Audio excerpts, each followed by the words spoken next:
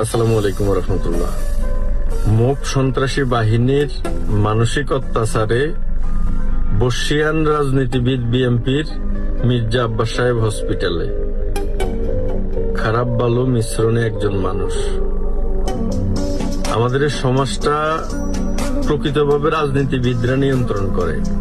গত 2 বছর যাবৎ যাদেরকে জেনজি বলা হয়, জেনজির মধ্যে ভালো খারাপ আছে অবশ্যই। তো যারা 2-15 জন 20 জন মানুষ একটা মোব বাহিনী তৈরি করে সারা বাংলাদেশটাকে গত 2 বছর যাবৎ যেভাবে আমাদের হাজার হাজার নেতা কর্মীকে মোব সন্ত্রাসীর মাধ্যমে দুনিয়া থেকে বিদায় করছে, আমাদের হাজার হাজার শত শত নেতা কর্মীকে শহীদ করছে, তাদের একটু খারাপ লাগে নাই তখন? এখন একজন মানুষ হসপিটালে, আপনারা বুঝতেছেন যে আপনাদের এই মোব বাহিনীর অত্যাচার কতটা ভয়াবহ।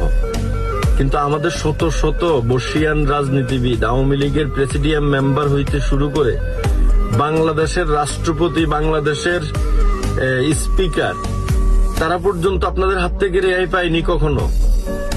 এটা তো বাংলাদেশের মানুষ দেখছে যে আপনাদের অত্যাচার, আপনাদের নিপীড়ন, কিরকম অত্যাচার মোব বাহিনী আপনারা তৈরি করছেন।